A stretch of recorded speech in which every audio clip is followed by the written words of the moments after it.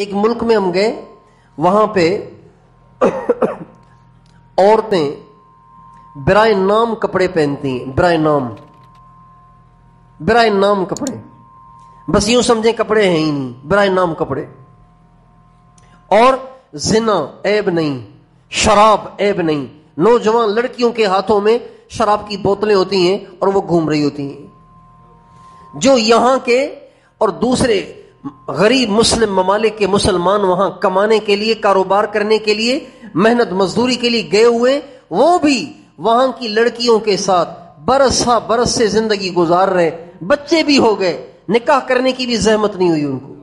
اس سے اندازہ لگائیے بے دینی کس درجے کی ہوگی. پردہ، حجاب، اس کا تو تصور ہی نہیں وہاں. لیکن اس اسٹائل کے ساتھ جب ہم ان کے بازاروں میں گھستے تھے نا، ان کے بازاروں میں گھستے تھے تو خدا کی قسم ان کی عورتیں دکانوں کے اندر چھپ جاتی تھیں، ہمارے سامنے نہیں آتی تھی.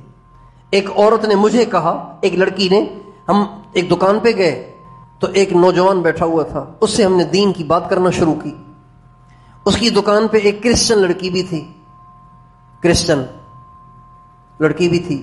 جو ہی ہم اس کی دکان پہ داخل ہوئے نا تو وہ ایک دم اندر چلی گئی. ایک گرل رکھی ہوئی تھی، اس پہ سامان تھا، اس کے پیچھے چھپ گئی. دکان پہ جاتے ہی وہ سامان کے پیچھے، سامان کی اوٹ میں چھپ گئی. اچھا، اب میں بات کر رہا ہوں دکاندار سے. تھوڑی دیر میں میں نے محسوس کیا کہ میرے پیچھے کسی نے کرسی لا کے رکھی ہے. میں نے مڑ کے دیکھا تو واقعی کرسی رکھی ہوئی تھی. میں اس کرسی پہ بیٹھا تو میں سوچا کہ یہ کرسی آئی کہاں سے، پیچھے پہلے تو نہیں تھی.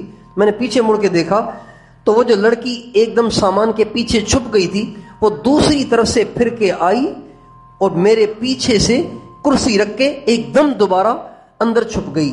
یہ وہ لڑکی ہے جس نے اپنے جسم پہ پورا لباس بھی نہیں پہنا ہوا. شراب اور زنا اس کے نزدیک عیب نہیں ہے، وہ ایسے چھپ گئی. بہرحال جب اس نے کرسی لا کے پیش کی نا تو مجھے اس کی اس خوش اخلاقی پہ رونا آ گیا، آنکھ سے آنسو نکل آئے.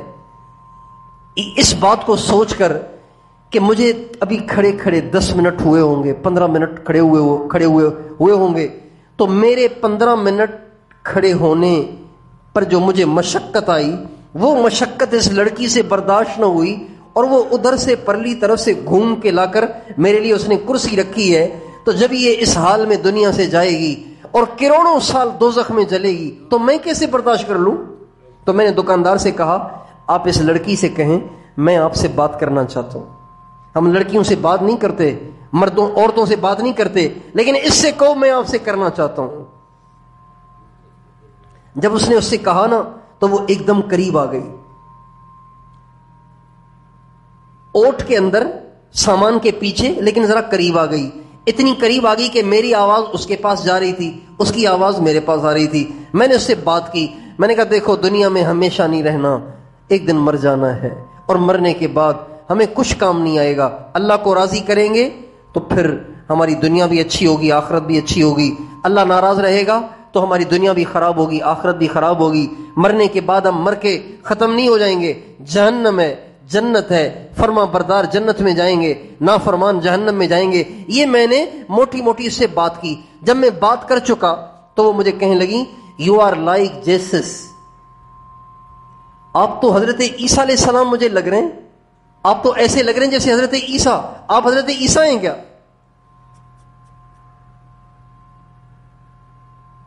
جس اسٹائل کا آج کی نوجوان نسل مذاق اڑاتی ہے، جس کو بے عزتی سمجھتی ہے، اس اسٹائل کو دیکھ کر انگریز عورت کہہ رہی ہے کہ آپ تو مجھے ایسے لگ رہے ہیں جیسے حضرت عیسیٰ. میں نے کہا ہاں، ہم ان جیسے آپ کو ضرور لگیں گے، اس لیے کہ وہ بھی مسلم تھے، ہم بھی مسلم ہیں. کہنے لگی اچھا حضرت عیسیٰ مسلم تھے؟ میں نے کہا بالکل مسلم تھے، وہ کرسچن تھوڑی تھے، کرسچن تو ان کے بعد کی پیداوار ہیں. کہنے لگی پھر جب وہ مسلم تھے تو ہمیں بھی مسلم ہونا چاہیے. میں نے کہا بالکل ہونا چاہیے. کہا کیسے ہوں گے؟ میں نے کہا ایک تو میں آپ کو کچھ الفاظ کہلواؤں گا، ان الفاظ کو کہیں، دوسرا کام